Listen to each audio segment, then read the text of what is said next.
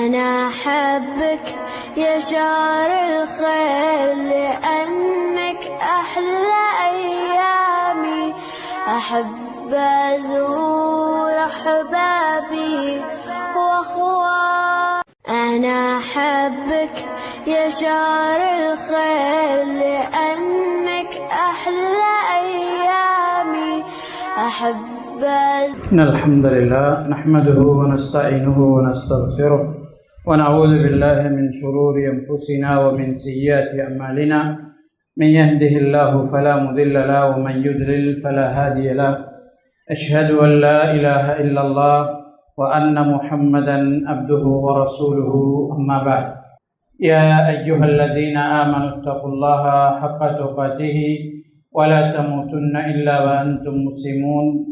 يا أيها الناس اتقوا ربكم الذي خلقكم من نفس واحدة وخلق منها زوجها وبث منهما رجالا كثيرا ونساء واتقوا الله الذي تساءلون به والأرحام إن الله كان عليكم رقيبا. يا أيها الذين آمنوا اتقوا الله وقولوا قولا سديدا يصلح لكم أعمالكم ويغفر لكم ذنوبكم ومن يطع الله ورسوله فقد فاز فوزا عظيما. فإن أصدق الحديث كتاب الله وخير الهدي هدي محمد صلى الله عليه وسلم وشر الأمور محدثاتها وكل محدثة بدعة وكل بدعة ضلالة وكل ضلالة في النار أو كما قال عليه الصلاة والسلام. அன்புக்குரிய அல்லாஹ்வின் நல்லடியார்களே, அல்லாஹுவினால் இடப்பட்ட கட்டளைகளை நிறைவேற்றியவர்களாக அல்லாஹுவின் தூதர் ஸல்லல்லாஹு அலைஹி வஸல்லம் அவர்களுடைய வாழ்க்கை வரலாற்றை தெரிந்து கொள்கின்ற அஸ்ஸீரா அந்நபவிய்யா தொடர் வகுப்பிலே நாம் எல்லோரும் கலந்து கொண்டிருக்கின்றோம். கடைசியாக நாம் நபித்துவம் கிடைத்து 10 வருடத்திற்கு முன்னர் வரை நடைபெற்ற நிகழ்வுகளை பார்த்திருந்தோம். இன்றைய தினம் 10வது வருடத்திலிருந்து நபியவர்கள் ஹிஜ்ரத் செய்வதற்கு முன்னர் வரையான காலப்பகுதி, கிட்டத்தட்ட நபித்துவம் கிடைத்து 13வது வருடம் அல்லது அதனுடைய இறுதி பகுதி வரைக்குமான அவருடைய வரலாற்றை நாங்கள் பார்க்க இருக்கின்றோம். அன்புக்குரிய அல்லாஹ்வின் நல்லடியார்களே, நாங்கள் ஏற்கனவே பார்த்ததை போல அபூ தாலிபுடைய மரணம், ஹதீஜா ரலியல்லாஹு அன்ஹா அவர்கள் இருவருடைய மரணம், அதற்கு பின்னர் நபி ஸல்லல்லாஹு அலைஹி வஸல்லம் அவர்களும் அவர்களை ஏற்றுக்கொண்டவர்களும் அதிகமாக இலக்கு வைக்கப்பட்டமை, அவர்களை பாதுகாப்பதற்கான சரியான பாதுகாவலர்கள் அல்லாஹ்வுக்கு அடுத்ததாக மக்காவிலே இல்லாமல் போனது எல்லாம் நபி ஸல்லல்லாஹு அலைஹி வஸல்லம் அவர்களுக்கு மக்காவை தவிர்த்து வெளிப்பிரதேசங்களிலே இந்த தாவாவை, இஸ்லாத்தை பிரச்சாரம் செய்வதற்கான ஆசையை, தேட்டத்தை உருவாக்கியது. அந்த அடிப்படையிலே நபி ஸல்லல்லாஹு அலைஹி வஸல்லம் அவர்கள் நபித்துவம் கிடைத்து 10வது வருடத்திலே தாயிப் பிரதேசத்திற்கு, தாயிப் பிரதேசம் என்கிறது நபி ஸல்லல்லாஹு அலைஹி வஸல்லம் அவர்களுடைய உறவுக்காரர்கள் வாழக்கூடிய பிரதேசம். அந்த பிரதேசத்திற்கு சென்று அங்கு இந்த இஸ்லாத்திற்கான ஒரு சாந்தமான நிம்மதியான ஒரு சூழல் கிடைக்குமா என்று பார்ப்போம் என்று நபி ஸல்லல்லாஹு அலைஹி வஸல்லம் அவர்கள் தன்னுடைய அடிமையான ஸைத் இப்னு ஹாரிஸாவுடன் தாயிப் பிரதேசத்தை நோக்கி செல்கிறார். இப்படி செல்கிற வழியில் யாரெல்லாம் அம்புட்டாங்களோ அவங்களுக்கெல்லாம் இஸ்லாத்தை சொல்லிக்கொண்டே போகிறாங்க. இடையில் 3 நபர்களை, பனு சகீஃப் கோத்திரத்தைச் சேர்ந்த 3 நபர்களை நபி ஸல்லல்லாஹு அலைஹி வஸல்லம் அவங்க சந்திக்கிறார். சந்தித்து அவங்கள்ட்ட இஸ்லாத்தை சொன்னபோது அவர்கள் 3வருமே நபி ஸல்லல்லாஹு அலைஹி வஸல்லம் அவர்களை விமர்சிக்கிறார். அல்லாஹ் தஆலாவுக்கு ஒன்றை தவிர வேறு யாரும் கிடைக்கலையான்னு ஒரு ஆள் சொல்கிறாரு. இன்னொரு ஆள் நான் ஒரு போதும் உன்னை ஏற்றுக்கொள்ள மாட்டேன்றாரு. இன்னொரு ஆள் சொல்கிறாரு, உன்னுடன் நான் பேச விரும்பவில்லை, ஏன்னா நீ நபியாக இருந்தால் நான் உனக்கு பதில் சொல்ல வேண்டிய அவசியம் இல்லை. உண்மையான நபியாக இருந்தால் நான் உனக்கு பதில் சொல்ல இயலாது, பதில் சொல்ல வேண்டிய அவசியம் இல்லை. பொய்யனாக இருந்தால் அல்லாஹு தஆலா உன்னை பார்த்துக்கொள்வான்னு 3 பேரும் என்ன செய்கிறாங்க, விலகி போகிறாங்க. இப்போ நபி ஸல்லல்லாஹு அலைஹி வஸல்லம் அவங்க சொல்கிறாங்க, நீங்கள் ஏற்றுக்கொள்ளாட்டியும் பிரச்சனை இல்லை, நான் இப்படி தாயிஃபை நோக்கி வருகிறேன்ங்கிற செய்தியை யாருக்கும் சொல்லாமல் இருங்கன்னு சொல்லி நபி ஸல்லல்லாஹு அலைஹி வஸல்லம் அவர்களிடம் ஒரு ஒப்பந்தத்தை, ஒரு வேண்டுகோளை விட்டு தன்னுடைய பயணத்தை தொடர்றார். தாயிஃபுக்கு போய் கிட்டத்தட்ட 10 நாட்கள் நபி ஸல்லல்லாஹு அலைஹி வஸல்லம் அவர்கள் தாயிஃப் பிரதேசத்தில் தங்குறாங்க. அங்கே ஒவ்வொரு வீடு வீடாக நபி ஸல்லல்லாஹு அலைஹி வஸல்லம் அவர்கள் தட்டி தன்னுடைய கொள்கையை, இஸ்லாத்தை என்ன செய்கிறாங்க, பிரச்சாரம் செய்கிறாங்க. ஆனால் யாருமே அங்கே இஸ்லாத்தை ஏற்றுக்கொண்ட மாதிரி தெரியல. மாறாக நபி ஸல்லல்லாஹு அலைஹி வஸல்லம் அவர்களை விமர்சிக்கிறார்கள். தங்களுடைய சிறுவர்கள், அது மாதிரி பைத்தியக்காராக்கள், அடிமைகள், இவங்களை ஏவி விட்டு நபி ஸல்லல்லாஹு அலைஹி வஸல்லம் அவர்களை கல்லால் எறிகிற அளவுக்கு தாயிஃப் பயணம் நபி அவர்களுக்கு ஆறுதல் அளிக்கவில்லை, சோகமானதாக என்ன செய்கிறது, அமைகிறது. கடைசியாக 2 வீதியினுடைய 2 மரங்கிலும் தாயிஃப் வாசிகள் அணியாக நின்று நடுவில் நபி அவங்களை விட்டு கற்களால் சிறியவர்களை, அடிமைகளை எறிய விடுறாங்க. அவருடைய அடிமை, நபி அவர்களுடைய அடிமை ஸெய்த் பின் ஹாரிஸா வலமும் இடமுமாக முன்னும் பின்னுமாக ஓடி ஓடி நபி அவங்களுக்கு வார கல்லறிகளை தடுக்கிறதுக்கு முயற்சி செய்கிறார். ஆனாலும் நபி அவர்களும் தாக்கப்படுகிறார்கள், அவரும் தாக்கப்படுறார். இப்படி தாக்கப்பட்டு மிகவும் சோர்வடைந்தவர்களாக, கவலை அடைந்தவர்களாக உத்துபா ஷெய்பா என்று சொல்லக்கூடிய 2 சகோதரர்கள், ரபியாவுடைய மக்கள் அவங்களோட தோட்டம் தாயிஃபுக்கு அண்டியதாக இருக்கிறது. கிட்டத்தட்ட 3 மைல் தொலைவில், தாயிஃபுக்கு 3 மைல் தொலைவில் இருக்கக்கூடிய ஒரு தோட்டம். அந்த தோட்டத்துக்குள்ளே 2 பேரும் உட்கார்றாங்க. ஸெய்த் பின் ஹாரிஸாவும் நபி ஸல்லல்லாஹு அலைஹி வஸல்லம் அவர்களும் ஏலாமல் உட்கார்றாங்க. அப்போ இவங்க நபி அவர்களுடைய கிட்டத்தட்ட உறவுக்காரர்கள். உத்துபாவும் ஷெய்பாவும் நபி அவங்களையும் ஸெய்த் பின் ஹாரிஸாவையும் பார்க்குறாங்க. கொஞ்சம் இரக்க சுபாவம் என்ன செய்யுது, வருது. தங்கள்கிட்ட இருந்த ஈத்தம்பழம் கொஞ்சத்தை எடுத்து தங்களுடைய அடிமை அத்தாஸுக்கிட்ட கொடுத்து நபி ஸல்லல்லாஹு அலைஹி வஸல்லம் அவர்கிட்ட கொடுக்க சொல்லி அனுப்புகிறார். அனுப்பினோடனே அவர் கொடுக்குறாரு. கொடுத்த போது நபி அவங்க பிஸ்மில்லான்னு சொல்லி சாப்பிட்றாங்க. இப்போ பிஸ்மில்லான்னு சாப்பிட்டோன்னே இவருக்கு ஆச்சரியமாக இருக்குது. இவர் ஒரு கிறிஸ்தவர், அவங்கள்ட்ட அடிமையாக இருக்கிறார். அப்போ இவர் கேட்குறாரு, நான் யாரையும் இந்த மாதிரி சாப்பிட்டு காணலையே, நீங்கள் பிஸ்மில்லா சொல்லி சாப்பிட்றீங்க ஏன்னு சொல்லி அவர் விசாரிக்கிறார். விசாரித்த உடனே நபி ஸல்லல்லாஹு அலைஹி வஸல்லம் அவங்க இவர்கிட்ட கேட்குறார், நீ யார், எங்கேருந்து வந்தாய், உன்னுடைய கொள்கை என்னன்னு கேட்டவுடனே அவர விவரமெல்லாம் சொல்கிறார். சொல்லிவிட்டு நான் ஒரு கிறிஸ்தவன்னு சொல்கிறார். அப்போ ஈசா அலைஹிஸ்ஸலாம் அவர்களையா பின்பற்றுறா என்று ஈசா அலைஹிஸ்ஸலாம் அவங்கள பற்றி கேட்குறான். அப்போ கேட்டோன்னே அவருக்கு இன்னும் ஆச்சரியமாக ஆகுது. என்ன, ஈசா அலைஹிஸ்ஸலாத்தை பற்றி உனக்கு எப்படி தெரியும், அவர் யாருன்னு உங்களுக்கு எப்படி தெரியும் என்றோடனே நபி ஸல்லல்லாஹு அலைஹி வஸல்லம் அவங்க சொல்கிறாங்க, அவர் என்னுடைய சகோதரன், அவர் ஒரு நபி, நானும் அவரை மாதிரி நபியாக அனுப்பப்பட்டுள்ளேன் என்று நபி ஸல்லல்லாஹு அலைஹி வஸல்லம் அவங்க அவருக்கு விஷயத்தை விளங்கப்படுத்துகிறாங்க. விளங்கப்படுத்தணுன்னு அவர் தன்னை கட்டுப்படுத்தி கொள்ள இயலாமல் தனக்கு தெரிஞ்ச எல்லா விஷயங்களையும் அவர் சொல்கிறாருன்னு சொல்லி நபி அவங்களோட தலையை முத்தமிடுறாரு, காலை முத்தமிடுறாரு, கையை முத்தமிடுறாரு. இப்படி கடுமையாக நபி அவங்களை இறுக்கி அணைச்சி முத்தமிட்டு நபி அவங்களோட இருக்கிற நேரம் உத்துபாவும் ஷெய்பாவும் பார்க்காங்க. என்ன இவனுக்கு குழம்பி போயிட்டா, என்ன நடந்தன்னு சொல்லி 2 பேரும் ஆச்சரியமாக என்ன செய்கிறாங்க, பார்க்குறாங்க. பார்த்தோன்னே அத்தாஸ் அவங்களோட அடிமை வாராரு. வந்தோடனே என்ன விஷயம்னு சொல்லி கேட்குறாங்க. அவர் விவரத்தை சொல்கிறார். இப்படிதான் இவர் இந்த உலகத்தில் இருக்கிற மனிதர்கள்லேயே மிக உயர்வானவர், அல்லாஹ்வுடைய நபி அப்படின்னு சொல்லி விஷயங்களை அவங்களுக்கு சொல்கிறார். சொன்னோன்னே அவங்க 2 பேரும் இவருக்கு ஏசி, அந்த ஆள்ற கொள்கையை விட உண்ட கொள்கை தான் சரியானது, நல்லது, உயர்ந்தது, அதை விட்டு போட்டு நீ போயிடாத, உண்ட வேலையை பாருன்னு சொல்லி அவரை ஏசி என்ன செய்கிறாங்க, பேசுகிறாங்க. இப்போ நபி ஸல்லல்லாஹு அலைஹி வஸல்லம் அவர்களும் அவருடைய அடிமை ஸெய்த் பின் ஹாரிஸாவும் தாயிஃப் பிரதேசத்தில் இருந்து மீண்டு வாராங்க. மீண்டு வார வழியில் கர்னுல் மனாசில் என்று சொல்லக்கூடிய இடம், தாயிஃப் ஊடாக மக்காவுக்கு வரக்கூடிய ஆட்கள் இஹ்ராம் கட்டக்கூடிய இடம் கர்னுல் மனாசில். அந்த இடத்துல வச்சு ஜிப்ரீல் அலைஹிஸ்ஸலாம் அவங்களை சந்திக்கிறார்.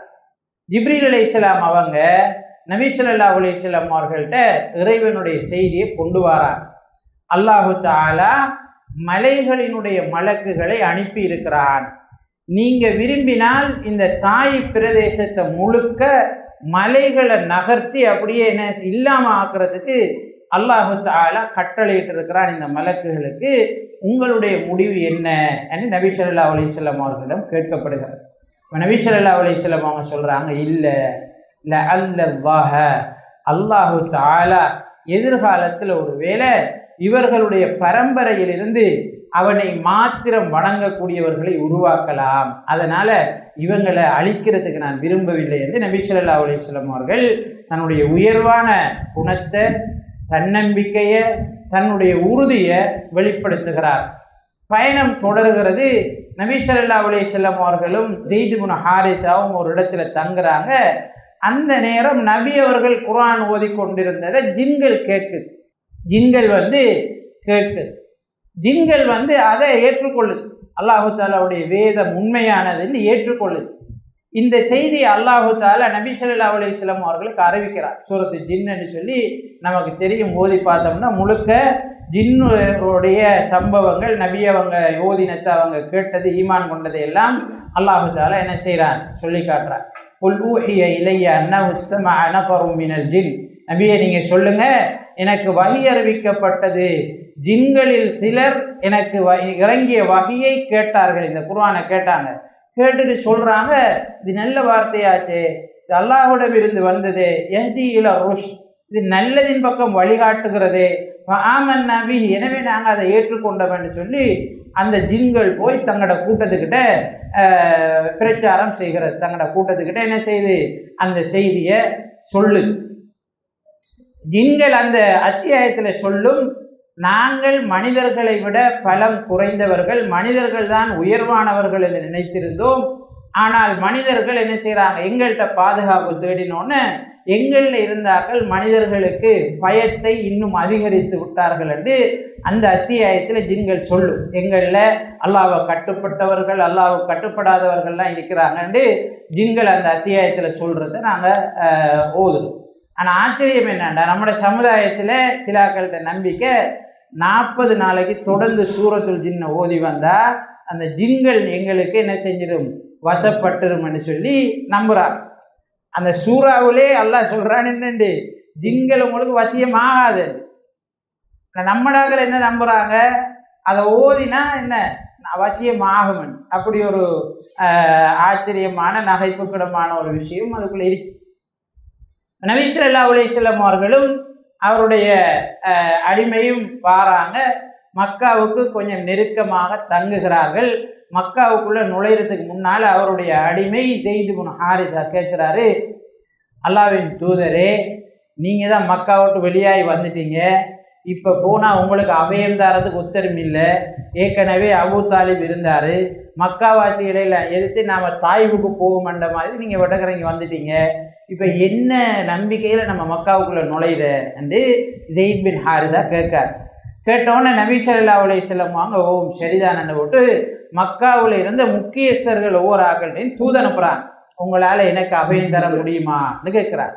எங்களுக்கு தெரியும், ஏற்கனவே நாங்கள் பார்த்துருக்கிறோம், மக்காவாசிகள்கிட்ட இருந்த ஒரு நடைமுறை என்னென்னா, ஒரு ஆள் இன்னாருக்கு நான் பாதுகாப்பு அளிக்கிறேன் என்று அறிவித்தா அதுக்கப்புறம் யாரும் அவரை என்ன செய்ய மாட்டாங்க, எந்த தொந்தரவும் பண்ண மாட்டாங்க. யார் நான் பாதுகாப்பு அளிக்கிறேன் என்று சொன்னாரோ அவருடைய கோத்திரம் முழுக்க அந்தால பாதுகாப்பு. அப்படியான ஒரு பண்பாடு மக்காவாசிகள்கிட்ட இருந்தது. அப்போ நபி அவங்க இப்படி அனுப்பி பார்க்குறாங்க. அதிகமானவர்கள் முரண்படுகிறார்கள், பாதுகாப்பு தர முடியாதுன்றாங்க. கடைசியாக முத்தீம் இப்னு அதி அவங்கள்ட்ட அனுப்புகிறாங்க. அவர் ஏற்றுக்கொள்கிறார். நான் உங்களுக்கு என்ன செய்கிறேன், அபயம் அளிக்கிறேன், பாதுகாப்பு தாரேன் என்று போட்டு தன்னை பிள்ளைகளை அழைச்சி, நான் முஹம்மதுக்கு பாதுகாப்பு கொடுப்பதாக அறிவித்திருக்கிறேன். எனவே நீங்கள் எல்லாரும் போராட்டத்திற்குரிய ஆடையை அணிந்து கொள்ளுங்க, போர்க்கருவிகளை எடுத்துக்கொள்ளுங்கள், நாம் முஹம்மதை ஸல்லல்லாஹு அலைஹி வஸல்லம் பாதுகாப்பாக அழைத்து வர வேண்டும் என்று சொல்லி தன்னை பிள்ளைகளோட காபத்துல்லாவுக்கு போகிறார். அப்போ முஹம்மது ஸல்லல்லாஹு அலைஹி வஸல்லம் அவங்களும் காபத்துல்லாவுக்கு வராங்க. அதில் நபி அவர்கள் தொழுகிறார்கள், ருக்னுல் யமானியை முத்தமிடுகிறார்கள். நபி அவங்க வந்த உடனே முத்தீம் இப்னு அதி மக்காவாசிகளுக்கு அறிவிக்கிறார், இதோ முத்தீம் இப்னு அதி நான் இந்த முஹம்மதுக்கு பாதுகாப்பு வழங்குவதாக உத்தரவாதம் அளித்துள்ளேன். அவரை பாதுகாப்பது எனதும் என் குடும்பத்தினரும் பொறுப்பு அப்படின்னு சொல்லி அவருடைய கூட்டத்துக்கும் அடுத்தவர்களுக்கும் அந்த விஷயத்தை பகிரங்கமாக அறிவிக்கிறார். அப்போ அபூஜஹல் வந்து கேட்குறான், பாதுகாப்பு மட்டும்தானா இல்லாட்டி முஸ்லீமாவே ஆயிட்டீங்களான்னு சொல்லி என்ன செய்கிறான் அபூஜஹல் முத்தீம் அதி கிட்ட கேட்குறான். கேட்டோன்னே முத்தீம் சொல்கிறார், இல்லை நான் பாதுகாப்பு மாத்திரம்தான் வழங்குகிறேன் என்று சொல்லி என்ன செய்கிறாரு, அவர் பாதுகாப்பு அளிக்கார். இப்போ நபி ஸல்லல்லாஹு அலைஹி வஸல்லம் அவர்கள் மக்காவுக்குள்ளே வராங்க. அதுக்கு பிறகு தனிநபர்கள் குழுக்களாக சந்தித்து இஸ்லாத்தை சொல்லுகின்ற முயற்சிகள் முன்னெடுக்கப்படுகிறது. 10ஆம் ஆண்டு துல்காய்தா மாதம் ஹஜ்ஜி செய்பவர்கள் அனைவரும் வெளியூரில் இருந்து மக்காவுக்கு வந்து என்ன செஞ்சிருக்கிறாங்க, ஒன்று சேர்ந்திருக்கிறாங்க. அப்போ நபி ஸல்லல்லாஹு அலைஹி வஸல்லம் அவர்கள் இதை பயன்படுத்தி கொள்கிறார்கள். ஹஜ்ஜி செய்வதற்கு வந்தவர்கள்ட்ட எல்லாம் போய் என்ன செய்கிறாங்க, இஸ்லாத்தை சொல்கிறாங்க. அதில் பலர் வந்து இஸ்லாத்தை ஏற்றுக்கொள்கிறாங்க. இப்போ 10ஆம் ஆண்டு ஹஜ்ஜி செஞ்சுட்டு மதீனாவுக்கு போனவர்கள், திரும்பி போனவர்களின் ஊடாக அபூதர் அல் கிஃபாரி ரசூல் ஸல்லல்லாஹு அலைஹி வஸல்லம் அவருடைய செய்தியை கேள்விப்படுறார். ஐயாஸ் இந்த மாதிரி ஆக்களின் ஊடாக கேள்விப்படுறார். கேள்விப்பட்ட உடனே தன்னுடைய சகோதரனை கூப்பிட்டு, இந்த மாதிரி ஒரு ஆள் மக்காவில் புதுசாக இந்த மாதிரி சொல்கிறதாக நான் கேள்விப்படுறேன், போய் என்னென்னு விஷயங்களை அறிஞ்சிவான்னு அனுப்புகிறார். அப்போ அவர் வந்து மக்காவில் நபி ஸல்லல்லாஹு அலைஹி வஸல்லம் அவங்கள பார்த்து அறிந்து கொண்டு அபூதர் அல் கிஃபாரி ரலியல்லாஹு அன்ஹு அவர் அப்போ இஸ்லாத்தை ஏற்றுக்கொள்ளலை, அவருக்கு போய் விஷயத்தை சொல்கிறார். அப்போ அபூதர் அல் கிஃபாரி சொல்கிறாரு, இல்லை நான் நினைச்ச விஷயங்கள் ஒன்றையும் நீ கொண்டு வரலை, எனவே நானே போகிறேன், களத்துக்கு நானே போய் என்னன்னு இதை பார்த்துட்டு வரேன்னு அபூதர் அல் கிஃபாரி மக்காவுக்கு வாரார். மக்காவுக்கு வந்து காபத்துல்லாவுக்குள்ளே நுழையிறாரு. ஆக்கள்கிட்ட விசாரிக்கிறாரு, இந்த மாதிரி ஒரு ஆள் இருக்காராமே, அவர் யார் எங்கன்னு விசாரிக்கிறாரு. யாருமே எதுவும் சொல்லலை. நபி அவங்களோட இடத்தை யாருமே சொல்லலை, காட்டி கொடுக்கவும் இல்லை. ஏன்னா முஸ்லீம்களுக்கு பயம், இவர் என்ன செய்ய போகிறாருன்னு பயம், ஏன்னா ஒரு அச்சமான சூழ்நிலை இருந்தது. மக்காவாசிகள் நபி அவங்களை ஏற்றுக்கொள்ளாதாக்கள் யாரும் என்ன செய்ய மாட்டாங்க, அப்படி காட்டி கொடுக்க மாட்டாங்க. ஏன்னா இஸ்லாம் பரவுறதுக்கு அவங்க விரும்ப மாட்டாங்க. அப்போ யாருமே சொல்லலை. அப்படி இருக்கிற நேரம் அலி இப்னு அபி தாலிப் ரலியல்லாஹு அன்ஹு அவர்கள் நடந்து போகிறாங்க. அப்போ அவரை பிடிச்சி ரசூல் ஸல்லல்லாஹு அலைஹி வஸல்லம் அவங்களை விசாரிக்கிறார். அவரும் எதுவும் சொல்லலை, சும்மா விட்டுட்டு போயிடுறார். இப்படி 3 நாள் தொடருது. காபத்துல்லாவில் 3 நாள் அவர் தொடர்ந்து இருக்கிறாரு. எல்லார்ட்டையும் விசாரிக்கிறார், ஒருத்தரும் சொல்கிற மாதிரி இல்லை. கடைசியாக அலி ரலியல்லாஹு அன்ஹு அவங்க தான் இவரை பார்த்து போட்டு 3 நாளாக இந்த மனுஷன் இணைக்கை கிடக்காருன்னு சொல்லி, என்ன விஷயம், என்னத்துக்காக வந்திருக்கீங்க அப்படி இப்படின்னு சொல்லி விசாரிக்கிறார். விசாரித்த உடனே அவர் விஷயத்தை சொல்கிறார். அலிவலியும் சின்ன ஆள் தானே, இப்போ சின்ன ஆள் அவர் விஷயத்தை சொல்கிறாரு. சொன்னோடனே அப்போ சரின்னு சொல்லி அலி ரலியல்லாஹு அன்ஹு அவங்க சொல்கிறாங்க, சரி நான் முன்னுக்கு போவேன், எனக்கு பின்னால் என்னோட சம்பந்தம் இல்லாத மாதிரி நீங்கள் வரணும். என்னோட சம்பந்த மண்டலி அடுத்த ஆக்களுக்கு என்ன செய்யக்கூடாது, தெரியக்கூடாது. சம்பந்தம் இல்லாத மாதிரி நீ வரணும். யாராவது நம்மளை ஃபாலோ பண்ணுறாண்டோ அல்லது நம்மளை இனங்காண போகிறாண்டோ நான் அறிஞ்சா, ரோட்டில் போகும்போதே ஒரு ஓரத்தில் நான் செருப்பை கிளியர் பண்ணுற மாதிரி நின்று ஏதாவது செய்வேன். நான் நிற்கணுன்னு நீ நின்றப்படாது, நடந்துக்கிட்டே இருக்கணும் என்று சொல்லி ஒரு நிபந்தனையோடு கூட்டிகிட்டு போகிறாங்க. கூட்டிகிட்டு போய் ரசூல் ஸல்லல்லாஹு அலைஹி வஸல்லம் அவர்கிட்ட கொண்டு போகிறாங்க. இவர் வந்து தான் வந்த செய்தியை சொல்கிறாரு. நபி ஸல்லல்லாஹு அலைஹி வஸல்லம் அவர்களிடமிருந்து செய்திகளை கற்றுக்கொள்கிறார். இஸ்லாத்தை அவர் என்ன செய்கிறார், ஏற்றுக்கொள்கிறார்.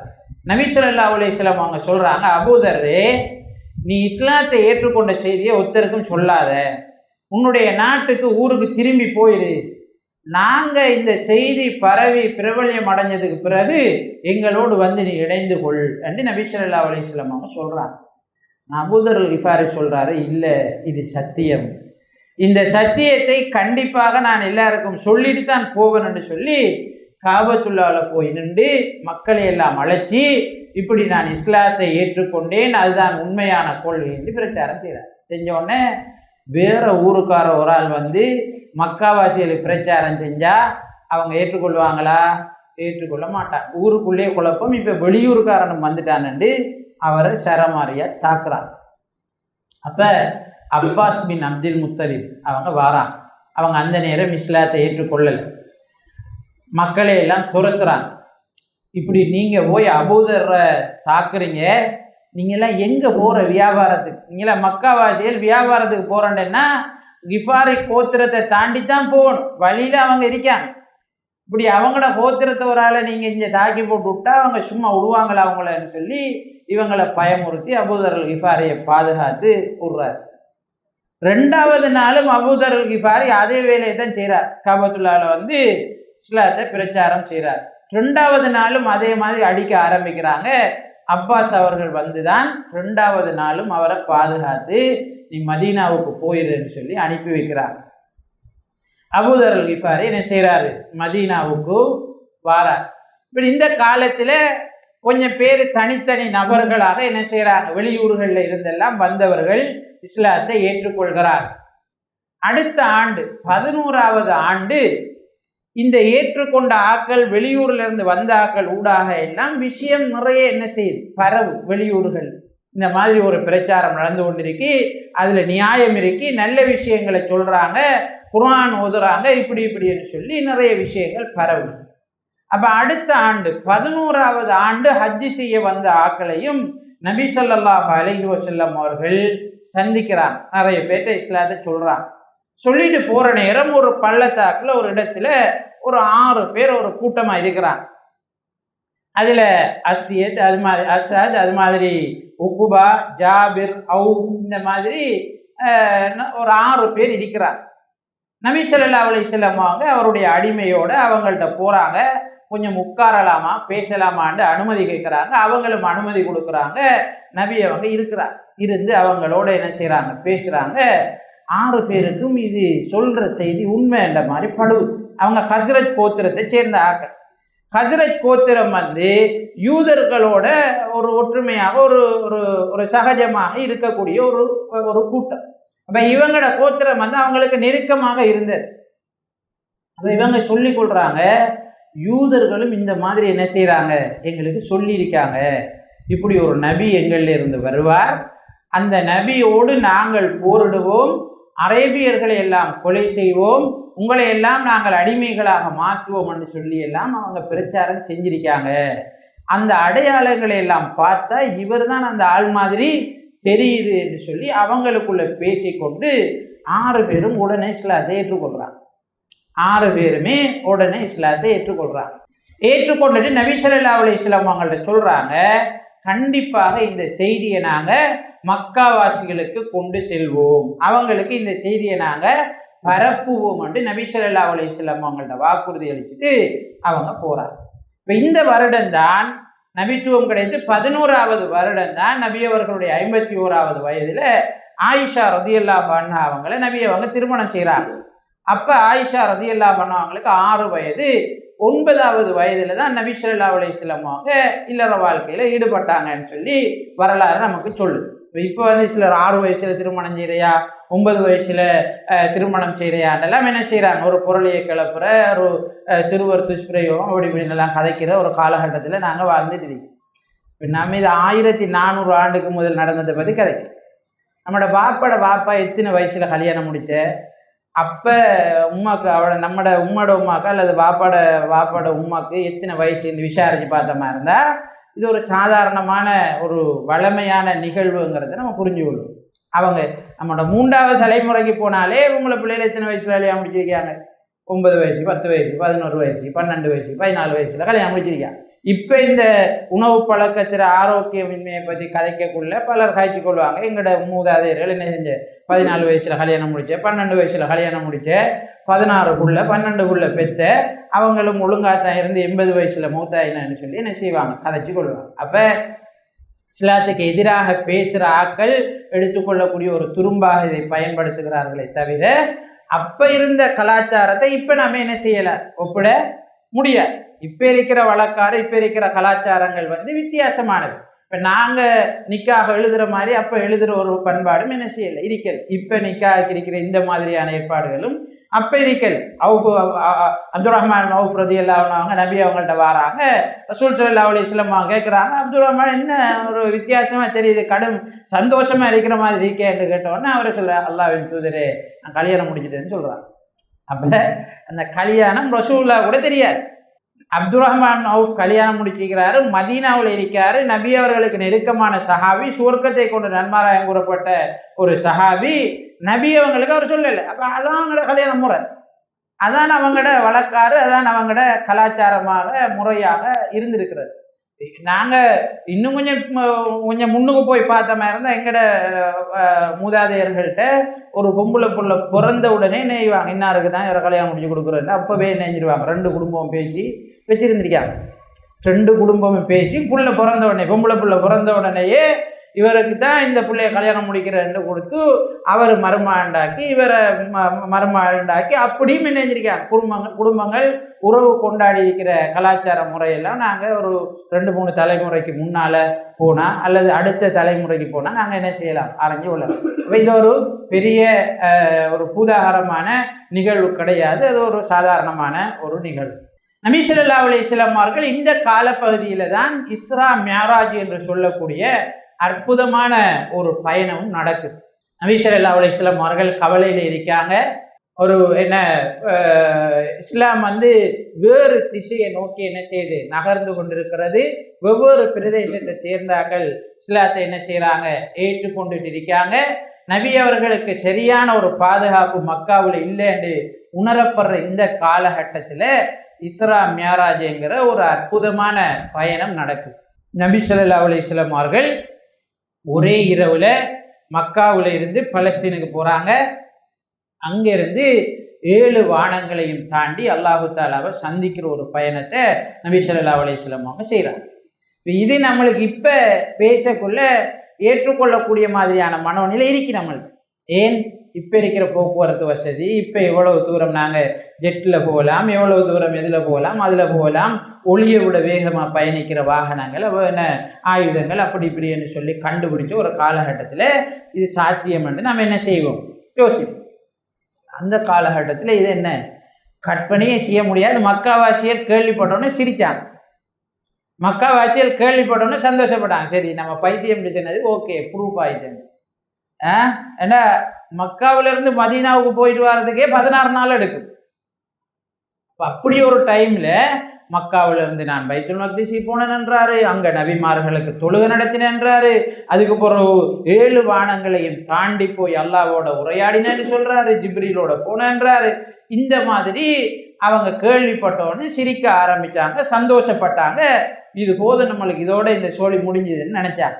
அப்போ நபி ஸல்லல்லாஹு அலைஹி வஸல்லம் மட்டும் வந்தாங்க. என்ன நடந்ததுன்னு விஷயத்தை கேட்டாங்க. அப்போ பைத்துல் மக்திஸுக்கு பலஸ்தீனுக்கெல்லாம் வியாபாரத்துக்கு போகிறார்கள். இவங்க வியாபாரிகள் தானே, நாடோடிகள், வியாபாரிகள். இப்போ வியாபாரத்துக்கு போகிறார்கள், அவங்களுக்கு தெரியும் பைத்துல் மக்திஸ் எப்படி இருக்கும், பலஸ்தீன் எப்படி இருக்கும்னு அவங்களுக்கு தெரியும். அப்போ நபி ஸல்லல்லாஹு அலைஹி வஸல்லம் மட்டும் கேட்குறாங்க, எப்படி இருந்தது பைத்துல் மக்திஸ், எப்படி இருந்துச்சு, இந்த தூணில் என்ன இருக்குது, முன்னுக்கு முகப்பில் என்ன இருந்துச்சு, அப்படி இப்படின்னு கேட்குறாங்க. கேட்டோன்னே அல்லாஹு தஆலா நபி ஸல்லல்லாஹு அலைஹி வஸல்லம் அவங்களுக்கு பைத்துல் மக்திஸ் அப்படியே காட்டுறாங்க முன்னுக்கு. அப்போ நபி ஸல்லல்லாஹு அலைஹி வஸல்லம் அவங்க ஒவ்வொன்றா சொல்கிறாங்க, இப்படித்தான் இருந்தது, இப்படித்தான் இருந்தது, இப்படித்தான் போனோம், இதான் வழி, அப்படி இப்படின்னு சொல்கிறாங்க. சொன்னோடனே இவங்க யாருக்கும் எதுவும் என்ன செஞ்சு கொள்ள இயலாது, மறுத்து கொள்ள இயலாத ஒரு நிலைமை. நபி ஸல்லல்லாஹு அலைஹி வஸல்லம் அவங்க இப்படி போன செய்தியை அபூபக்கர் ரலியல்லாஹு அன்ஹு அவங்களுக்கு தெரியாது. அபூபக்கர் ரலியல்லாஹு அன்ஹு அவங்க வெளியிலேருந்து வந்துட்டு இருக்காங்க. மக்காவாசிகள் சந்தித்து இப்படி நாங்கள் சொன்னோம் ஏற்கனவே, இந்த மாதிரி இந்த ஆள் ஒரு வித்தியாசமான ஆள், இது பின்னால் போகாதுன்னு சொன்னோம், இப்போ உண்மையாயிட்டு பார்த்தியா இந்த மாதிரி சொல்கிறாருன்னு சொல்லி அபூபக்கர் ரலியல்லாஹு அன்ஹு சொன்னாங்க. இப்போ அபூபக்கர் ரலியல்லாஹு அன்ஹு அவங்க கேட்டாங்க, நபி அவங்க அப்படி சொன்னாங்களா, முகமது அப்படி சொன்னாரா ஸல்லல்லாஹு அலைஹி வஸல்லம்? ஓம் சொன்னார். அப்போ அது உண்மையாக தான் இருக்கும், அவர் போயிருப்பார். இதுதான் அந்த உண்மைப்படுத்துறது.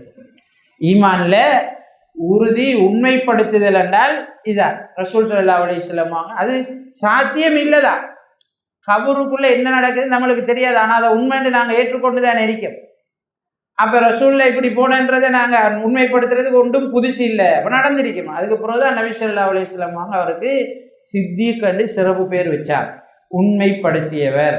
அபூபக்கர் ரலியல்லாஹு அன்ஹு அவங்களை இப்போ சொல்லும்போது அபூபக்கர் சித்திக் ரலியல்லாஹு அன்ஹு வந்து நாங்கள் சொல்லுவோம். அவரோட பேர் யாருக்கும் தெரியாது, பெரும்பான்மையானவர்களுக்கு தெரியாது.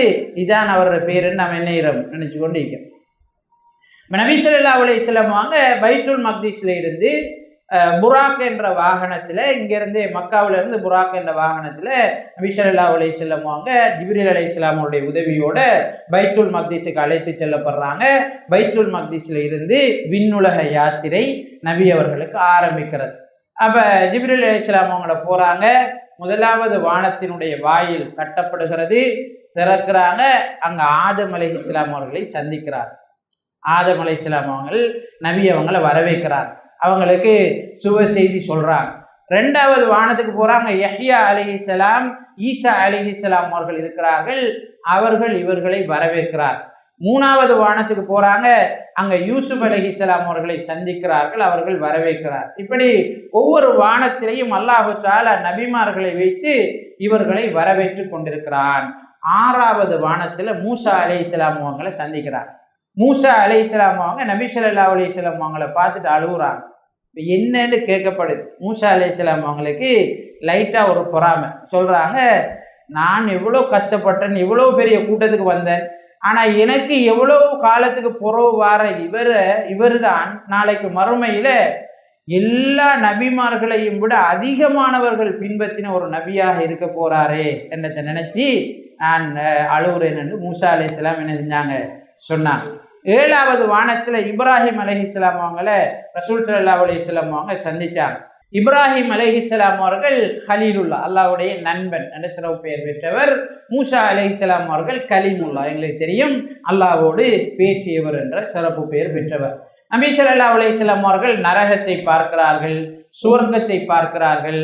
சுவர்க்கத்தில் தன்னை தோழர்களுக்கு இருந்த சில மாளிகைகளை பார்க்கிறார்கள், நரகத்தில் சிலர் தண்டிக்கப்பட்டதை பார்க்கிறார்கள். இப்படி பார்த்துட்டு சித்ரத்துல் முன்தஹா அந்த இடம் வந்த உடனே ஜிப்ரீல் அலைஹிஸ்ஸலாம் அவங்க விலகி கொள்றாங்க. இதுக்கு பிறகு நம்மளுக்கு இலவு கிடையாது, நீங்கள் மட்டும்தான் இனி பயணம் என்று சொல்லி ஜிப்ரீல் அலைஹிஸ்ஸலாம் அவங்க விலகி கொள்றாங்க. நபி ஸல்லல்லாஹு அலைஹி வஸல்லம் அவர்களுக்குரிய தனி கௌரவமாக அந்த பயணம் இருந்தது. நபி அவர்கள் சித்ரத்துல் முன்தஹாவை தாண்டி போகிறாங்க. அல்லாஹு தாலாவை என்ன செய்கிறார்கள், சந்திக்கிறார்கள். நேரடியாக அவர்கள் அல்லாஹுவை சந்திக்கவில்லை என்பது எங்களுக்கு தெரிஞ்ச விஷயம். இப்போ அல்லாஹு தாலாவோடு பேசுகிறார்கள். அல்லாஹு தாலாவிடமிருந்து ஒரு பரிசு எடுத்துட்டு வரார். என்ன பரிசு அது? தொழுகை. அல்லாஹு தாலா நபி அவங்களை ஸ்பெஷலாக அழைச்சி கௌரவிச்சு விசேடமான ஒரு பரிசு வானத்தில் கொடுக்குறான், தொழுகை. 50 ரக்காத் தொழுகை நபி ஸல்லல்லாஹு அலைஹி வஸல்லம் அவங்க சந்தோஷத்தோடு எடுத்துகிட்டு வராங்க. மூசா அலைஹிஸ்ஸலாம் அவங்கள சந்திக்கிறாங்க. என்ன நடந்துச்சுன்னு மூசா அலைஹிஸ்ஸலாம் அவங்க கேட்காங்க. இப்படித்தான் என்று சொன்னோடனே, உண்ட சமூகம் இதெல்லாம் தூக்காது, இதெல்லாம் அவங்களுக்கு கஷ்டம், போய் குறை அல்லாஹ்வோட பேசி இதை குறைச்சி எடுன்னு சொல்லி பேச சொல்கிறார். நபி அவங்க போகிறாங்க. வார டைம்லாம் திருப்பி அனுப்புகிறார் மூசா அலைஹிஸ்ஸலாம். குறை இது கஷ்டம், உடைய சமுதாயம் இதை சுமக்காது, இது லேஸ் இல்லை என்று சொல்லி திரும்ப அனுப்புகிறார். ஏன்னா மூசா அலைஹிஸ்ஸலாத்துக்கு தெரியும் தானே தொழுகையோட பெருமதி. அல்லாஹு தஆலா 7 வானங்களுக்கு அப்பால கூப்பிட்டு தொழுகையை அனுப்புகிறான்னு அது சின்ன விஷயமா இருக்காது, மிச்சம் பெருசு. அப்போ அதை சமூகம் விட்டுச்சுன்னு சொன்னால் அவங்க என்ன செஞ்சிருவாங்க, வழிகட்டு போயிடுவாங்கன்ட்டு 5 வக்து வரைக்கும் குறைக்கார். பிறகு மூசா அலைஹிஸ்ஸலாம் சொல்கிறாங்க, இல்லை இதுவும் கூட போய் கதை என்றார். ரசூல் ஸல்லல்லாஹு அலைஹி வஸல்லம் சொன்னாங்க, இல்லை எனக்கு வெக்கமாக இருக்கு, தொடர்ந்து என்ன செய்யலாது, போய் கதைக்க இயலாது, இது போதும், நான் இதை எடுத்துக்கிட்டு என்ன செய்கிறேன் போகிறேன்னு நபி ஸல்லல்லாஹு அலைஹி வஸல்லம் அவர்கள் வருகிறார். அன்புக்குரிய அல்லாஹ்வின் நல்லடியார்களே, தொழுகை மிக உன்னதமான ஒரு கடமைன்னு எங்களுக்கு தெரியும். நாங்கள் அல்லாஹ்வோட பேசுகிறதுக்குரிய ஒரு சந்தர்ப்பம் தொழுகை. ரசூல் ஸல்லல்லாஹு அலைஹி வஸல்லம் அவர்கள் எப்படியான சந்தோஷத்தை அல்லாஹ் கொடுத்தாண்டால், நீ மட்டும் என்னோட பேசுறதில்லை, உன்னை ஏற்றுக்கொண்ட எல்லாரும் பேசுறதுக்கான ஒரு பரிசு என்று அல்லாஹ் வானத்தில் வச்சு என்ன செய்தான், அந்த பரிசை கொடுத்தான். ரசூல் ஸல்லல்லாஹு அலைஹி வஸல்லம் அவர்கள் சொல்கிறார்கள், இதா ஸல்லா அஹதுக்கும் யுனாஜி ரப்பஹு, உங்களில் ஒருவர் தொழுதால் அவர் அவருடைய இரட்சகனோடு உரையாடுகிறார், அழைக்கிறார் என்று நபி ஸல்லல்லாஹு அலைஹி வஸல்லம் அவங்க சொன்னாங்க. ஒருவன் சுஜூதில் இருக்கிற நேரம் தான் அல்லாஹு தஆலாவுக்கு மிக நெருக்கமான நேரம் என்று நபி ஸல்லல்லாஹு அலைஹி வஸல்லம் அவர்கள் சொன்னார்கள். எனவே அதனுடைய முக்கியத்துவம் சிறப்பு தொடர்பாக நாங்கள் ஏற்கனவே பல சந்தர்ப்பங்களிலே அறிந்திருக்கிறோம். அன்புக்குரிய அல்லாஹ்வின் நல்லடியார்களே, இந்த மாதிரி இருக்கிற நேரம் நுபுவத் கிடைத்து 12வது ஆண்டு மக்காவில் மதீனாவில் நபி ஸல்லல்லாஹு அலைஹி வஸல்லம் அவருடைய செய்தி என்ன செய்தது, பரவி இருந்தது. மதீனாவில் இருந்து கிட்டத்தட்ட 12 பேர் நபி ஸல்லல்லாஹு அலைஹி வஸல்லம் அவர்களை 12வது ஆண்டு சந்திக்கிறார். அகபா என்று சொல்லக்கூடிய இடத்தில். அகபானா எங்களுக்கு தெரியும், ஹஜ்ஜாஜிகள் மினாவுல கல்லறிகிற இடம். ஜம்ரத்துல் குபுரா, ஜம்ரத் சுகுரா, ஜம்ரத்துல் உஸ்தான்னு நாங்கள் சொல்லுவோம். அகபா என்ற இடத்துல தான் அது இருக்குது. இப்போ அந்த இடத்துக்கு அருகில் சந்திக்கிறாங்க 12 பேர். போன முறை சந்திச்ச 6 பேரில் ஒரு ஆள் வரல, அவங்க 5 பேர், மீதமாக 7 பேர்னு சொல்லி மொத்தம் 12 பேர் நபி ஸல்லல்லாஹு அலைஹி வஸல்லம் அவர்களை சந்திக்கிறார். இதில் 10 பேர் ஹஸ்ரஜ் கோத்திரத்தை சேர்ந்தவர்கள், மீதி 2 பேர் அவுஸ் கோத்திரத்தை சேர்ந்த ஆக்கள். இந்த அவுஸ் ஹஸ்ரஜ் கோத்திரம் மதீனாவில் மிகவும் பலமான முக்கியமான கோத்திரம். 2 பேருக்கும் ஜென்மப்பார், 2 பேரும் என்ன சண்டை பிடிச்சிட்டு இருக்கிற கோத்திரம். இந்த 2 கோத்திரத்தில் இருந்தும் 12 பேர் என்ன செய்கிறாங்க, நபி ஸல்லல்லாஹு அலைஹி வஸல்லம் அவர்களை சந்திக்கிறார்கள். நபி அவங்கள்ட்ட இஸ்லாத்தை ஏற்றுக்கொள்கிறாங்க, பையத் செய்கிறார். நபி ஸல்லல்லாஹு அலைஹி வஸல்லம் அவர்களிடம் பையத் செய்கிறார்கள். அல்லாஹு தஆலாவுக்கு இணை வைக்கக்கூடாது, அது மாதிரி திருடக்கூடாது, ஜினா செய்யக்கூடாது, பிள்ளைகளை கொலை செய்யக்கூடாது, அது மாதிரி நன்மையை ஏவ வேண்டும், தீமையை தடுக்க வேண்டும், அது மாதிரி இட்டுக்கட்டக்கூடாது, எல்லா நிலைகளிலும் மாறு செய்யாது நபி அவங்களை பின்பற்றி வாழணும் என்ற நிபந்தனைகளை இட்டு உடன்படிக்கை நடக்கிறது. இதுக்கு தான் அகபா அல் ஊலா, முதலாவது அகபா உடன்படிக்கை என்று இதுக்கு சொல்லுவார். சிலர் அகபா உடன்படிக்கையை 3ஆக பிரிப்பாங்க, சிலர் 2ஆக பிரிப்பாங்க. 2ஆக பிரிக்கிறது தான் மிக பொருத்தமானது. முதலாவது சந்தித்த 6 பேருடைய விஷயத்தை அகபா முதலாவது உடன்படிக்கைன்னு சொல்லுவாங்க. 2வது நம்ம சொன்ன 12 பேருடைய இந்த உடன்படிக்கையை 2வது அகபா உடன்படிக்கைன்னு சொல்லுவாங்க. ஆனால் முதலாவது அகபா உடன்படிக்கை தான் இந்த 12 பேர் சந்தித்தது. அதுக்கு முன்னே சும்மா நபி அவங்க பிரச்சாரம் செய்ததன் போது அவங்க பிரச்சாரத்தை ஏற்றுக்கிட்டு போன செய்தி தான் அது. இப்போ நபி ஸல்லல்லாஹு அலைஹி வஸல்லம் வாங்க இந்த அகபா உடன்படிக்கை முடிந்ததற்கு பிறகு மக்காவில் இஸ்லாத்தை ஏற்றுக்கொண்டிருந்த ஒரு ஆளை மதீனாவாசிகளோட இஸ்லாத்தை சொல்லுவதற்காக அனுப்புறதுக்கு தேர்வு செய்கிறார். அதுதான் யாரு? முஸஅப் இப்னு உமைர நபி ஸல்லல்லாஹு அலைஹி ரலியல்லாஹு அன்ஹு நபி ஸல்லல்லாஹு அலைஹி வஸல்லம் அவங்க தேர்வு செய்கிறாங்க. மிக பெரிய செல்வந்த விட்டு மகன், நன்றாக குர்ஆனை ஓதக்கூடியவர், நல்ல திடகாத்திரமான ஆர்வமுள்ள உத்வேகமுள்ள இளைஞர். அப்போ நபி ஸல்லல்லாஹு அலைஹி வஸல்லம் அவர்கள் அவரை தேர்வு செய்கிறாங்க. மதீனா வாசிகளோட இஸ்லாத்தை சொல்வதற்காக அனுப்புகிறார். முஸஅப் இப்னு உமைர் மதீனாவுக்கு வராரு. அஸத் இப்னு ஜுராராவுடைய வீட்டில் தங்குறாரு. 2 பேரும் சேர்ந்து மதீனாவில் இருக்கக்கூடிய முக்கியஸ்தர்களை சந்திக்க ஆரம்பிக்கிறார். ஆரம்பித்த உடனே இந்த செய்தி மதீனாவில் என்ன செய்யுது, பரவுது. இந்த மாதிரி ஒரு பிரச்சாரம் என்ன செய்யுது, நடக்குது. மக்காவில் இருந்து ஒரு ஆள் வந்திருக்காரு, இப்படி போகுது என்ற செய்தி பரவுது. அப்போ அஸ்யத் பின் ஹுதைர், சாத் பின் முஆத் 2 பேரும் என்ன செய்கிறாங்க, ஒன்று சேர்றாங்க. 2 பேரும் பேசிக்கிறாங்க, இந்த மாதிரி ஒரு வேலை நடக்குது, இது நம்மளுக்கு பொருத்தம் இல்லை. ஆனால் சாத் பின் முஆத் சொல்கிறாரு, இந்த அஸத் பின் ஜுராரா எனக்கு சொந்தக்காரன், நான் போய் கேட்டுக்கொள்ளையிலாம இருக்குது, இல்லாட்டி நான் அவரை கட்டுப்படுத்துறதுக்கு எனக்கு தெரியும், அப்படி இப்படி என்ற மாதிரி சாத் பின் முஆத் சொல்கிறாரு. அவரும் ஒரு தலைவர், ஒரு கோத்திரத்தில் தலைவர் சாத் பின் முஆத். எனக்கு இவன் சொந்தக்காரன், அதால் ஒன்றும் பேசிக்கொள்ளையிலாம், நீ போய் அஸத் பின் ஹுதைர்கிட்ட சொல்கிறாரு, நீ போய் பேசு, நீ போய் இதுக்கு ஒரு முடிவு கட்டுன்னு சொல்லி சொல்கிறார். அப்போ அஸத் பின் ஹுதைர் ஆயுதத்தை எல்லாம் எடுத்துக்கிட்டு ஒரு முடிவு காணணும்னு சொல்லி போகிறார். அப்போ அஸத் பின் ஜுராராவும் முஸஅப் பின் உமைரும் இருக்கிறாங்க. இவர் வாரத்தை அஸத் பார்க்குறாரு. பார்த்துட்டு சொல்கிறாரு, இந்த வார ஆள் மதீனாவில் முக்கியமான ஆள், இவருக்கு பின்னால் நிறைய பேர் இருக்காங்க, இவரை நம்ம நேர்வழிக்கு எடுக்க இயலுமா இருந்தால் மிக நிறைய பேர் எடுத்துடலாம்னு சொல்லி முஸஅப் பின் உமைர்கிட்ட விஷயத்தை சொல்கிறார். சொன்னோன்னே அவர் வாராரு.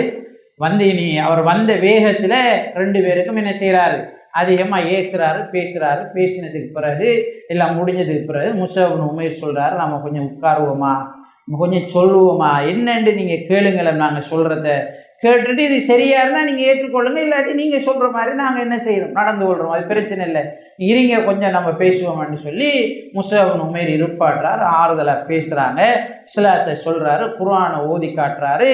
அஸ்யத் பின் ஹுதைருக்கு அவரை மறக்கார், அவரால் அவரை கட்டுப்படுத்தி கொள்ள முடியலை. அஸத் பின் ஹுதைர் சொல்கிறாரு, உடனடியாக இந்த இஸ்லாத்தை நான் ஏற்றுக்கொள்ளணும்னா என்ன வழி அப்படின்னு சொல்கிறாரு. அவர் களிமா சொல்லி கொடுக்கப்படுகிறது. அஸ்ஸத் பின் ஹுதைர் இஸ்லாத்தை ஏற்றுக்கொள்கிறார். சஅத் பின் முஆத் இப்போ காத்துக்கிட்டு இருக்கார் தன்னோட கூட்டத்தோடு. அஸ்ஸத் பின் ஹுதைரை அனுப்பிக்கு ஒரு முடிவு கட்டி போட்டு வந்தால் வருவான் என்னன்னு பார்ப்போம்னு சஅத் பின் முஆத் காத்துட்டு இருக்கார் கூட்டத்தோடு. சஅத் பின் முஆத் அஸ்ஸத் வந்ததை பார்த்துட்டு அவர் சொல்கிறாரு, இந்த ஆள் போன முகத்தோடு திரும்பி வரலை, என்னமோ ஒன்று நடந்திருக்கேன்னு சொல்லி அவர் கதைச்சிட்டு இருக்கக்குள்ள சஅத் பின் முஆத்கிட்ட இவர் வாராரு. வந்தவனை கேட்காரு என்னன்னு. இவர் சொல்கிறார், ஓ நான் போனேன், நல்ல ஆக்கள், நம்ம குறப்பட்டு கொள்கிற அளவுக்கு ஒன்றும் கிடையாது, நான் சொன்னதையெல்லாம் அவங்க கட்டுப்படுறேன்னு கேட்டுக்கொண்டாங்க, ஒரு பிரச்சனையும் இல்லை, நான் சொல்கிறதுக்கு அவங்க வழிபடுறதாக நினைஞ்சிருக்காங்க சொல்லியிருக்காங்க. ஆனால் ஒரு விஷயம் என்று சொல்லிட்டு அஸ்ஸத் பின் ஹுதைர் சொல்கிறாரு, நான் அஸ்ஸத் பின் ஜுராராவுக்கு ஒரு விஷயத்தை சொல்லிட்டு வந்திருக்கேன். என்னென்னா, பனு ஹாரிசா கிளையார் அஸ்ஸத் பின் ஜுராரா இவர் சஅத் பின் முஆத் கோத்திரம்ங்கிறத அறிஞ்சிட்டாங்க. அதனால பனு ஹாரிசா கோத்திரத்தார் அஸ்ஸத் பின் ஜுராராவை தீர்த்து கட்டுறதுக்காக அவருக்கு எதிராக கிளந்தெழுறதுக்காக எல்லாரும் துணிஞ்சு வந்துட்டு இருக்காங்க என்ற விஷயத்தை நான் அஸ்ஸத் பின் ஜுராரா கிட்ட சொல்லி போட்டு வந்திருக்கேன் என்று சொல்லிவிடுறார். இது என்னண்டா, சஅத் பின் முஆத் என்ன செய்யறது, அஸ்ஸத் பின் ஜுராரா கிட்ட அனுப்புறது. ஏன்னா சஅத் பின் முஆத் அஸ்ஸதுடைய கோத்திரம் தான் தலைவர். அப்போ தலைவர்கிட்ட உங்களோட கோத்திரத்தில் உள்ள ஒரு ஆளை உங்களோட கோத்திரத்தாண்டு தெரிஞ்சதுக்காண்டி பனு ஹாரிசா கிளையார் போயிட்டு இருக்காருன்னு சொன்னால் தலைவர் சும்மா இருக்க மாட்டார், எப்படியும் போவார். அப்போ ஒரு கோர்த்து விட்டாச்சு. அப்போ சஅத் பின் முஆத் ஆத்திரத்தோடு அப்போ எப்படி போகலாம், அவங்க இப்படி எந்த கோத்திரம்னு தெரிஞ்சுட்டு எப்படி போகலாம்னு அவரும் ரெடி ஆகிட்டு என்ன செய்கிறாரு, அஸ்ஸத் பின் ஜுராரா கிட்ட அஸ்ஸத் பின் ஜுராராவை சந்திக்கிறார். சந்திச்சா ஒன்றும் இல்லை, சுமூகமான நிலைமை. அப்போ சஅத் பின் முஆதுக்கு விளங்கிட்டோ, இது நம்மளை இங்கே அனுப்புறதுக்கு அஸ்ஸத் பின் ஹுதைர் போட்ட திட்டம் தான், இது வேறு ஒன்றும் இல்லைன்னு அவர் தலைவர் தானே, விஷயம் விளங்கும் தானே. விளங்கினோன்னே சஅத் பின் முஆத் போய் அவங்களோட பேசுகிறாரு. அப்போ முஸஅப் பின் உமைர்கிட்ட சஅத் பின் முஆதை பற்றி அஸ்ஸத் பின் ஜுராரா சொல்கிறார், இவர் இப்படி இந்த வந்துட்டு இருக்காரு, இவரை நாங்கள் கட்டாயம் இஸ்லாத்துக்கு எடுக்கிறது ட்ரை பண்ணணும், இவருக்கு ஹிதாயத் கிடைக்கணும்னு சொல்கிறார். சொன்னபோது அவரும் வாராரு. முஸஅப் பின் உமைரும் அவரோட பணிவாக பேசுகிறாரு. நல்ல முறையில் தொடர்பாடல் நடக்குது. அவரும் குர்ஆன் ஓதுறதை கேட்குறாரு, இஸ்லாத்தினுடைய செய்திகளை கேட்குறாரு, இஸ்லாத்தை ஏற்றுக்கொள்கிறார். சஅத் பின் முஆத் இஸ்லாத்தை ஏற்றுக்கொள்வது சின்ன விஷயம் கிடையாது. அவர் ஒரு கோத்திரத்தில் தலைவர்.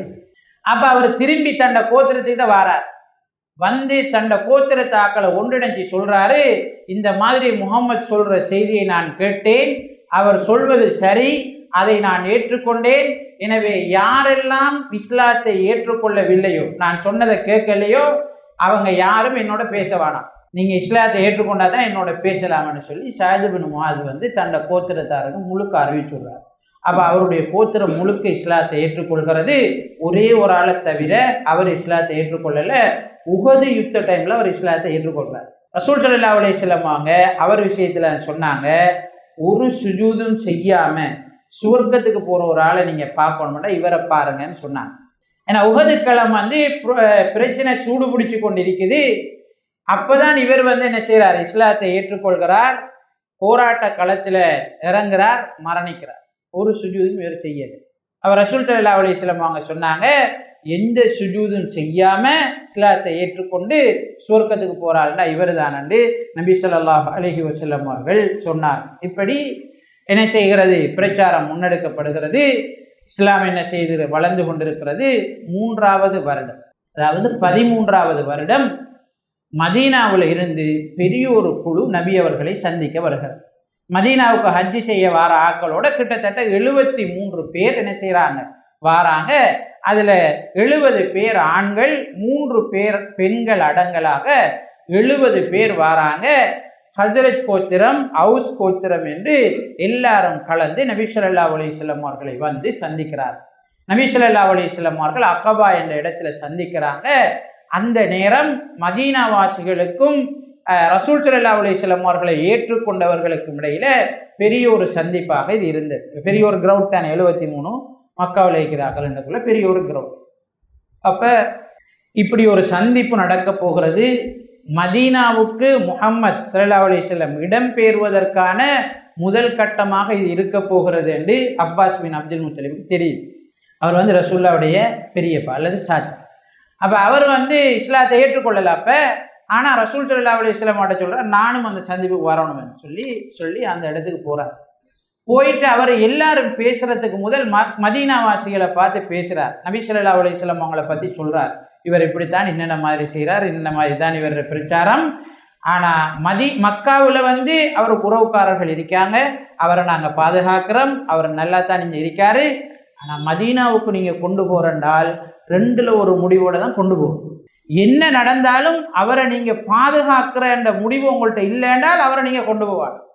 அவரோட நீங்கள் இந்த ஒப்பந்தம் செய்ய வேணாம், அவரை நீங்கள் விட்டுருங்க, மக்காவில் அவர் இருக்கிற மாதிரி இருக்கட்டும் என்று அப்பாஸ் பின் அப்துல் முத்தலிப் என்ன செய்கிறார், பேசுகிறார். மதீனாவாசிகளுக்கு இந்த அவங்க செய்ய போகிற இந்த உடன்படிக்கை ஒப்பந்தத்தினுடைய ஆபத்துக்கள் அவங்களுக்கு தெளிவுபடுத்துகிறார். என்னென்ன மாதிரி முடிய போகுது, என்ன நடக்க போகுதுன்றதை தெளிவுபடுத்துகிறார். பலரும் இதை பேசுகிறாங்க. பேசினதுக்கு பிறகு மதீனாவாசிகள் அமைதியாக இருந்துட்டு முஹம்மது ஸல்லல்லாஹு அலைஹி வஸல்லம் அவர்கிட்ட சொல்கிறாங்க, நீங்கள் என்ன பேசணுமோ பேசுங்க, எல்லாத்துக்கும் ஒரு முடிவில் தான் நாங்கள் வந்திருக்கோம்னு சொல்லி அவங்க சொல்கிறாங்க. மதீனாவாசிகள் எல்லாத்துக்கும் ஒத்த முடிவில் தான் நாங்கள் வந்திருக்கோம், நீங்கள் என்ன பேசணுமோ பேசுங்கன்னு நபி ஸல்லல்லாஹு அலைஹி வஸல்லம் அவர்களிடம் அவர்கள் கைத்தை கொடுக்குறாங்க. நபி ஸல்லல்லாஹு அலைஹி வஸல்லம் அவர்களுக்கும் மதீனாவில் இருந்து வந்த ஆக்களுக்கும் இடையில் பையத் உடன்படிக்கை ஒப்பந்தம் கைச்சாத்திடப்படுகிறது, நிறைவேறுகிறது. அப்போ நபி ஸல்லல்லாஹு அலைஹி வஸல்லம் அவர்களுக்கு பையத் செய்கிறார். அதில் முக்கியமாக நபி ஸல்லல்லாஹு அலைஹி வஸல்லம் அவர்களோடு அவங்க பையத் செஞ்ச விஷயம், எங்களுக்கு கஷ்டமாக இருந்தாலும் லேசாக இருந்தாலும் எல்லா நிலைகளிலும் நபி அவங்க சொல்கிறத, அல்லாஹ் சொல்கிறத நாங்கள் கேட்போம், கட்டுப்படுவோம். கஷ்டமான நிலையாக இருந்தாலும் செல்வ செழிப்போடு நாங்கள் இருந்தாலும் உங்களுக்காக நாங்கள் செலவு செய்வோம். எல்லா சந்தர்ப்பங்களிலும் நன்மையை ஏவக்கூடியவர்களாக, தீமையை தடுக்கக்கூடியவர்களாக நாங்கள் இருப்போம். அல்லாஹு தஆலாவுடைய சட்டதிட்டங்களை நடைமுறைப்படுத்துவதிலே எதையும் நாங்கள் பொருட்படுத்த மாட்டோம் என்று என்ன செய்கிறாங்க, நபி ஸல்லல்லாஹு அலைஹி வஸல்லம் அவர்களோட பையத் செய்கிறாங்க. அதில் இன்னொரு முக்கியமான விஷயம்தான், எந்த நிலையாக இருந்தால் எங்களை நாங்கள் பாதுகாப்பதைப் போல, எங்களுடைய குடும்பத்தை நாங்கள் பாதுகாப்பதைப் போல, மனைவி மக்களை பாதுகாப்பதைப் போல உங்களை நாங்கள் பாதுகாப்போம், உங்களுக்கு உதவி செய்வோம் என்று நபி ஸல்லல்லாஹு அலைஹி வஸல்லம் அவர்களோட உடன்படிக்கை செய்கிறாங்க. இது நபி அவர்களுடைய வரலாற்றில் மிக மிக முக்கியமான ஒரு திருப்பு முனையாக அமைகிறது. நபி அவங்க இந்த ஒப்பந்தம் முடிஞ்சதுக்கு பிறகு 12 பிரதிநிதிகளை அவர்களில் இருந்து தேர்வு செய்ய சொல்லி சொல்கிறாங்க. அப்போ ஹவுஸில் இருந்து ஹஸ்ரஜ் கோத்திரத்தில் இருந்து 9 பேரும், ஹவுஸ் கோத்திரத்தில் இருந்து 3 பேருமாக 12 பிரதிநிதிகள் தேர்வு செய்யப்படுறாங்க. இவங்க வந்து நேரடியாக நபி ஸல்லல்லாஹு அலைஹி வஸல்லம் அவருடைய செய்திகளை எடுக்கக்கூடியவர்களாக இருப்பாங்க. அவருடைய செய்தியை அடுத்தவர்களுக்கு பரப்பக்கூடியவர்களாக மதீனாவில் நபி அவர்களுடைய பிரதிநிதியாக இருப்பார்கள் என்று சொல்லி தீர்மானிக்கப்படுகிறது. ஒப்பந்தம் நிறைவடைகிறது. நபி ஸல்லல்லாஹு அலைஹி வஸல்லம் அவர்களும் சஹாபாக்களும் திரும்புகிறார்கள். மக்காவுக்குள்ளே இந்த செய்தி பரவும். ஒரு ஷைத்தான் மலைக்குன்றில் நின்று இந்த செய்தியை இப்படி ஒன்று நடந்திருக்கிறத கூவி மக்களுக்கு அறிவிக்கிறான். இது ரகசியமாக தான் நடக்குது. ஆனால் மலைக்குன்றில் நின்று ஒரு ஷைத்தான் என்ன செய்கிறான், இந்த செய்தியை கூவி மக்களுக்கு சொல்கிறான். மக்களுக்கு இந்த செய்தி என்ன செய்யுது, பரவு. அப்போ மக்காவாசிகள் விழிச்சு கொள்கிறாங்க, நடக்கிற விஷயம் வேற, இது வந்து வேறு மாதிரி போகுது. நபி அவங்களும் அவரை ஏற்றுக்கொண்டவர்களும் மதீனாவுக்கு என்ன செய்ய போகிறாங்க, இடம்பெயர போகிறாங்க. ஏன்னா முதலாவது உடன்படிக்கை வந்து அவங்க இஸ்லாத்தை ஏற்று பின்பற்றுறதோடு சம்மந்தப்பட்டது. 2வது உடன்படிக்கை நபி ஸல்லல்லாஹு அலைஹி வஸல்லம் அவங்களை பாதுகாக்கிறது, இந்த மார்க்கத்தை பாதுகாக்கிறது, இந்த மார்க்கத்தை பிரச்சாரம் செய்கிறது, நபி அவங்களுக்கு உதவி செய்கிறது, சஹாபாக்களை இதோட சம்பந்தப்பட்டது 2வது உடன்படிக்கை. அப்போ 2வது உடன்படிக்கை வந்து முதலாவதை விட மிக முக்கியமானது, பல செய்திகளை அடுத்தவர்களுக்கு சொல்லக்கூடிய ஒரு ஒப்பந்தம். அப்போ இது வந்து மக்காவாசிகளுக்கு ஒரு பீதியை உண்டாக்கும். மக்காவினுடைய தலைவர்கள் சிலர் ஒன்று சேர்றாங்க. மதீனாவில் இருந்து ஹஜ்ஜிக்கு வந்தவர்களுடைய கூடாரத்துக்கு போகிறாங்க. போயிட்டு சொல்கிறாங்க, இங்கே பாருங்கள், எங்கட ஊர்லேயே இவ்வளோ பிரச்சனை, முஹம்மது ஸல்லல்லாஹு அலைஹி வஸல்லம் அவங்க வந்து அவங்க பிரச்சாரம் செஞ்சு எங்கட ஊர்லேயே இவ்வளோ பிரச்சனை, ஒற்றுமை இல்லை, அது இல்லை, இது இல்லை, தெரிந்தானே. அப்போ பொதுவாக ஆதாரம் இல்லாத ஆக்கள், சத்தியத்துக்கு எதிராக சொல்லக்கூடிய ஆக்கள் சொல்லக்கூடிய குற்றச்சாட்டுகள் இப்படித்தான். இப்போ இதெல்லாம் என்ன செய்கிறாங்க, சொல்கிறாங்க. சொன்ன உடனே மதீனாவில் இருந்து வந்த அந்த கூடாரத்தில் இருக்கிறார்கள்.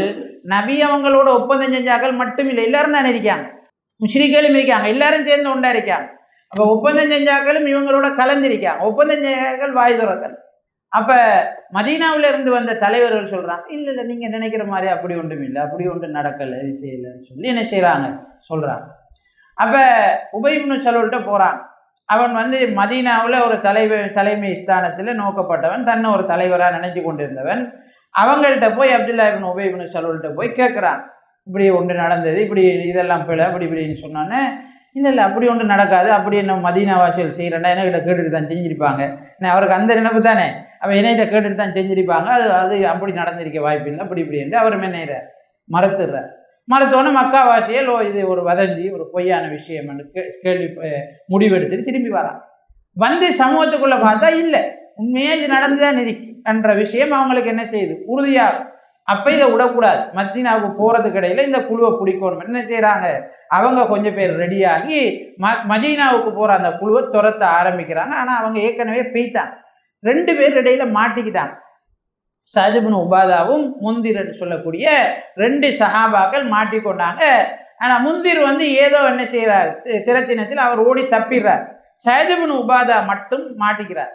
இப்போ சஅத் இப்னு உபாதாவை அவங்க அங்கே இருந்து பிடிச்ச இடத்துல இருந்து தரதரன்னு இழுத்துட்டு வராங்க. அவரோட தலைமுடியை பிடிச்சி கட்டி இழுத்துட்டு வராங்க, கையில் பின்னால் வச்சு கட்டி இழுத்துட்டு வராங்க.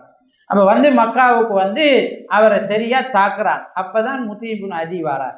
முத்தீம் இப்னு அதி அவரை ரிலீஸ் பண்ணுறாரு.